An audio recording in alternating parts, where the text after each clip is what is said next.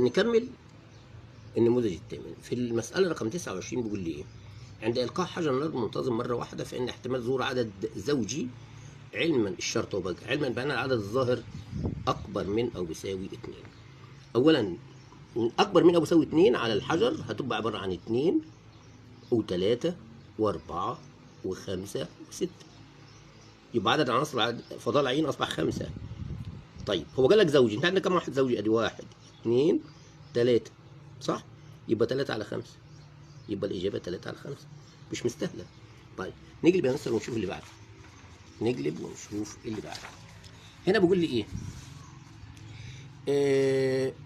إذا كان احتمال نجاح في طلبة كتير بتغلط بين الاحتمالات دي والدرس ده. في احتمال نجاح تجربة عشوائية الاحتمال يعني ح تساوي 3 من 10. فإن احتمال أن تكون المحاولة الأولى التي تتحقق فيها النجاح في المحاولة الثالثة. المحاولة الأولى اللي هيحققها في النجاح في المحاولة الثالثة. يبقى القانون هيبقى عبارة عندك عن إيه؟ لام س بتساوي 3 أهو 3 من 10 وبعدين افتح قوس 1 ناقص 3 من 10 في 3 ناقص 1.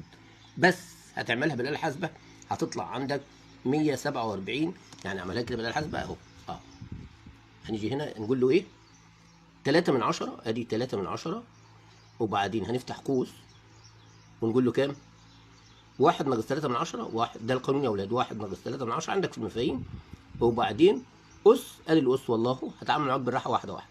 3 ناقص 1 3 ناقص 1 بس وأقولها يساوي. وبقى هتطلع الرقم ده أهو. اضغط على السي دي أهي. يبقى 147 من 1000. الإجابة 147 من 1000. طيب في تجربة إلقاء حجر النرد دي مش تاخد منك ثانية. حجر النرد 3 مرات فإن عدد العناصر في الفراغ. طب ما لما 3 مرات الحجر النرد عليه حاجتين 2 بس، عليه صورة وكتابة. لما يرتمي 3 مرات يبقى 2 أس 3. هعملها على الحاسبة هتطلع 8. الإجابة اهي. طيب نيجي اللي بعديها بيقول لي هنا إيه؟ إذا كان س متغير عشوائي أنت عايز الألف. خلاص ما أنت علمتنا يا مستر. الألف دول بواحد. دول كده بواحد. يبقى 2 من 10 و5 من 10 2 من 10 4 من 10 6 من 10 و1 7 من 10. يعني هتبقى 1 ناقص 7 من 10 تطلع 3 من 10 اللي هي الإجابة دي. تاني مستر هنجمع 2 من 10 و4 من 10 6 من 10. اعمل بالآلة. زائد 1 من 10 يطلعوا 7 من 10. يبقى 1 ناقص 7 من 10 تطلع 3 من 10. تعالى اللي بعديها بيقول لي هنا إيه؟ إذا كان الدخل الشهري الدخل الشهري لعدد مكون من 500 عامل 500 عامل. طيب دي بقى هنشوفها في فيديو تاني معلش عشان ايه هتاخد وقت.